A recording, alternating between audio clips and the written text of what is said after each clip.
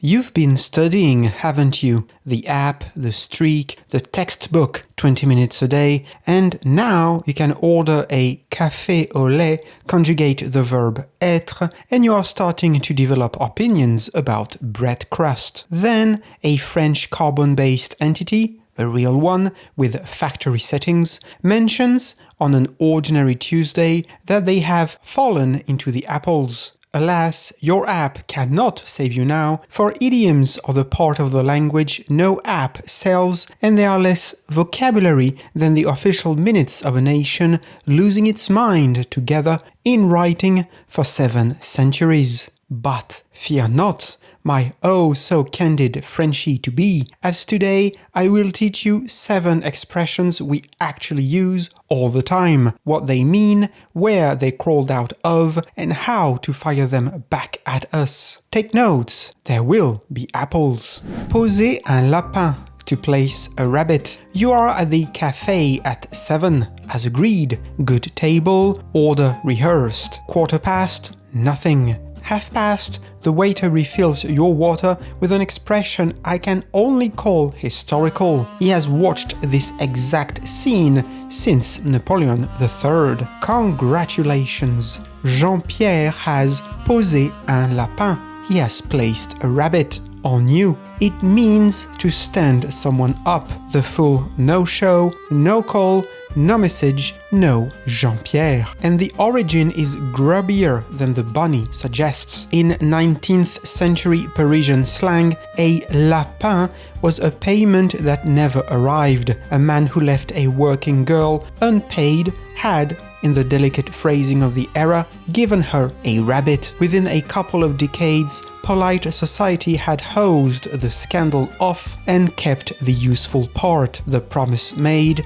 then evaporated, and by the 1880s you could place a rabbit on anyone who dared to expect you. When a French teenager gets stood up outside the cinema tonight, she's quoting the unpaid invoices of the Belle Époque. Best not to tell her. The phrase "ready for your own disasters." On devait dîner ensemble, mais il m'a posé un lapin à la dernière minute. We were supposed to have dinner together, but he stood me up at the last minute. Say it with feeling. It turns being abandoned into a small magic trick, which helps more than you would think. Ras le bol. Level with the ball. Learn this one early. France will supply reasons. Ras means filled to the very brim. A bol, which is a bowl, that is ras, takes not one more drop, and neither do you. Ras le bol is fed up, done, one delayed train from spilling over. Now you would like the origin to be soup, the little bowl of the self, brimming with tiny sorrows. I checked, it is not soup. The phrase surfaces in the mid-20th century as the house-trained version of a much older, much ruder expression in which the bol stands in for a part of you considerably south of breakfast. Then May 1968 arrived, the whole country needed one word for being finished with absolutely everything, and this was the word, chanted in the streets, painted on the walls. Which means the great slogan of a French protest is, etymologically, a phrase your grandmother should slap you for. J'en ai ras-le-bol des réunions qui pourraient être des emails. I'm fed up with meetings that could have been emails. Teach that one in schools. Souffler sur les braises, to blow on the embers. Family dinner. The inheritance argument died back in March. Nobody has mentioned the house since. Everyone is quietly eating potatoes, at peace, or doing a good impression of it. Then your brother-in-law sets down his fork and says, "Non, mais moi, je dis ça, je dis rien. I'm just saying, I'm saying nothing," which in French is the sound a match makes. He has soufflé sur les braises, blown on the embers. The expression means to reignite trouble that had almost, mercifully, gone out. And for once, the origin needs no detective, since it's plain fireplace physics, sitting in French literature for centuries. A fire that looks dead is only resting in the ash. One steady breath brings it all back. At some point, we looked at the fireplace, then looked at our families and recognized the mechanism immediately. En reparlant de l'héritage au dîner, il a soufflé sur les braises. By bringing up the inheritance again at dinner, he stirred things up. But stay at the table, because the second bottle is open and something is happening to the guests. Les langues se délient, the tongues untie themselves. An hour ago it was all "C'est très bon, merci, it's very good, thank you." Now the quiet cousin is telling the entire table what she really thinks of her manager with dates. Les langues se délient. It means people are opening up, and the imagery does precise work.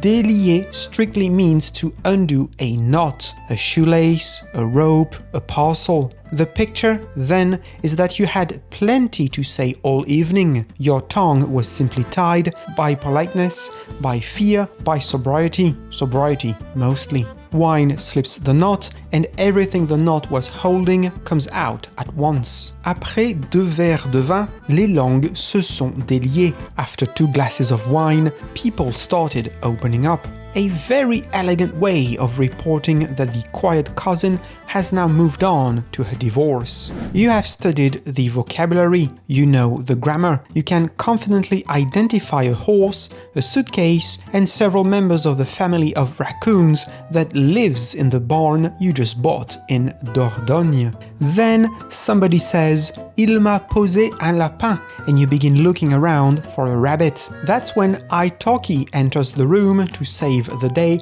and your dignity. Italki is an online language learning platform built around private one-on-one lessons with real native teachers, including native French speakers, which means you are not merely collecting expressions from a screen and hoping that when the moment comes, your brain will locate the correct one before the conversation has moved on to pensions. You practice them with an actual person. You hear how native speakers really use them, which expressions sound natural, which ones belong in formal French, and which ones will make you sound like a 19th century magistrate who has recently escaped from a book. With italki, you can choose a teacher who suits your level, your schedule, and what you really want to learn. Your teacher can correct your pronunciation in real time, explain the tone behind an expression, and show you the small differences dictionaries tend to leave on the pavement. And because italki is flexible,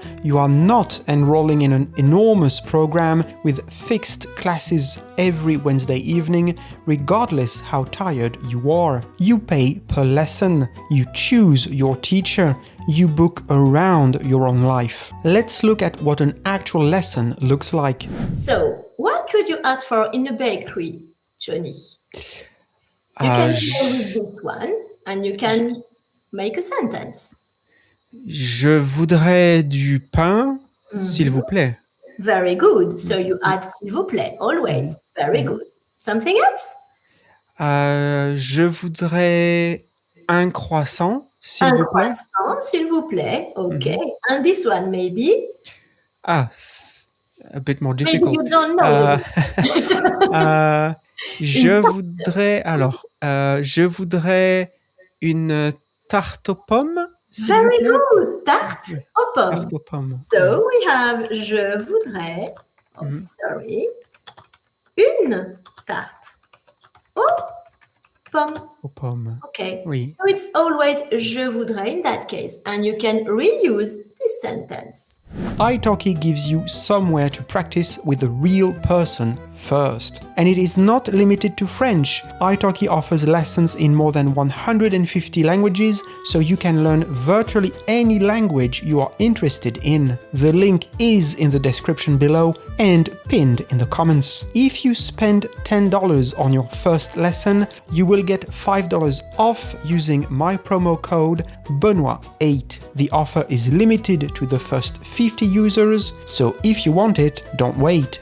Mettre la puce à l'oreille, to put the flea in someone's ear. 3 weeks after the café, Jean-Pierre finally sends you a text. Long message, very warm. The explanation involves a sick aunt, a broken phone, and a strike, which is one alibi more than an honest Tuesday requires. And somewhere between the aunt and the strike, a small doubt climbs into your ear and moves in. On vous a mis la puce à l'oreille. It means to make you suspicious, to plant the tiny doubt that will dismantle your week from the inside. And it is old, 13th century old. Back then, the flea in your ear was an itch of an altogether more romantic kind. Desire, restlessness, the medieval version of rereading one text at 3 in the morning. By the 17th century, the itch had migrated from the heart to the head, and it has meant suspicion ever since. Son explication m'a mis la puce à l'oreille. His explanation made me suspicious. Regarding Jean-Pierre, it should. Tomber dans les pommes. To fall into the apples. I promised you apples. Tomber dans les pommes means to faint, pass out cold, lights off, floor incoming. You want the logic. I have opened the file, and the file is a national embarrassment. The expression is confirmed from 1889, and 137 years later, France still cannot explain the fruit. There are 2 theories. Neither can produce its paperwork. Theory 1 blames George Sand, yes, the novelist, who wrote to her mother in 1830 that she was dans les pommes cuites, in the baked apples, meaning worn through with exhaustion. Cook the tightness long enough, the theory goes, and it collapses into fainting. Theory 2 came from the linguist Albert Dauzat in 1930. Pomme would be what happened when pamoison, a grand old word for the swoon 17th century duchesses performed onto sofas, got mumbled by enough people for enough decades. Fainting, laundered through bad diction, comes out as fruit. Both camps are certain. Neither has receipts. The file stays open, and we keep falling into the apples anyway. Quand elle a vu le sang, elle est tombée dans les pommes. When she saw the blood, she fainted. Perfectly ordinary meaning, completely deranged packaging. Appeler un chat, to call a cat. Appeler un chat means to speak plainly, to stop dressing reality in a polite little jumper and simply name it. English calls a spade, which sounds like gardening. We chose the cat, and the cat is better. A cat is sitting right there, looking at you, being extremely obviously a cat. The pedigree is classy. The Greeks and Romans called a fig. Then in 1666, in the first of his satires, the poet Nicolas Boileau nailed the French version into place. J'appelle un chat et Rollet un fripon. I call a cat, and Rollet a rogue. Rollet was a real legal official of the day, famously crooked, and Boileau slid him into the second half of a perfect line. The country adopted it on the spot. The cat became immortal. Il faut appeler un chat. Ce projet a échoué. Let's call a spade. This project has failed. And should a certain someone propose another dinner, you now have the full toolkit. Jean-Pierre, appelons un chat. Tu poses des lapins. Jean-Pierre, let's call a spade. You stand people up. He will understand. He might even show up out of shame. Idioms are the language's memory, unpaid Belle Époque debts, a medieval itch, a protest slogan with a rude birth certificate, one poet's grudge against one crooked lawyer, all still in daily circulation, like very old coins nobody thinks to look at. Grammar gets you into the sentence. What's waiting inside it is the apples, the flea, and the rabbit. Thank you so much for watching. I love you all.